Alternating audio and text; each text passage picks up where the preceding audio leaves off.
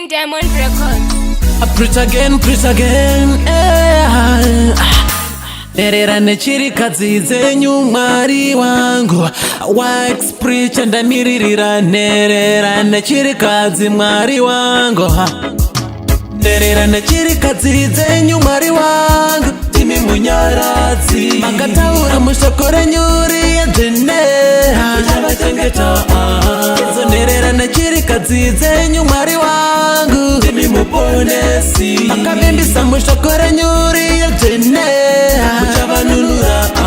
Kana marwadzo oda kuvashanyira ndinoziva Mwari munovapa nzira. Kana Satani oda kutovadira imi Mwari munovamiririra. Chikafu chavo ngachisatombopera. Varipo vanonyepera simapera. Varatidzei mune rudo ruzere. Ndinoziva Mwari muchavachengeta. Nerera nechirikadzi dzenyu Mwari wangu. Imi munyaradzi makataura mushoko renyu riedzenera uchavachengeta. Nerera nechirikadzi dzenyu Mwari wangu. Imi muponesi makavimbisa mushoko renyu riedzenera uchavanunura. Varipo vanofunga kuti ndicho chigaya kana vachishungurudza vanhu vakadai. Manje preacher ndokutsiura iwe dzikama mane. Mira ndikuchune futi iwe shamwari. Mutongo mukuru misodzi yavo kuna Mwari. Zvenyu vamwe mune yekuisa pabrai. Ivo vanotongorarira mangai. Apa muchinyepera kunge munoketa Mwari. Asisi zvese zvavanongoda. Chavanongoda rudo kuvanamatira kuvapawo pekugara nekuvapa rufaro nekuti Mwari rudo auzvizive here. Nerera nechirikadzi dzenyu Mwari wangu. Timi munyaradzi makataura mushoko renyu riedzenera uchavachengeta.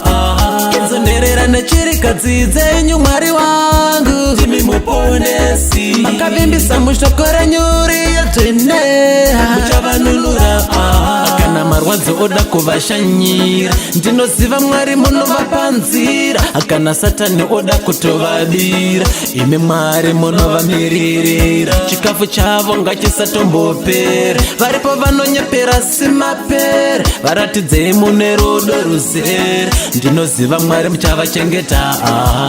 Nerera nechirikadzi dzenyu Mwari wangu. Timi munyaradzi makataura mushoko renyu riedzenera uchavachengeta.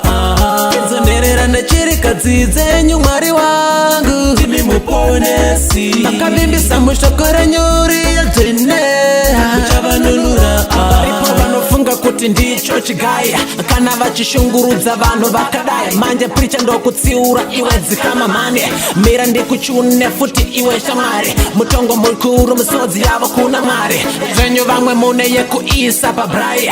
Ivo vanotongorarira mangai. Apa muchinyepera kunge munoketa Mwari. Asisi zvese zvavanongoda. Chavanongoda rudo kuvanamatira kuvapawo pekugara nekuvapa rufaro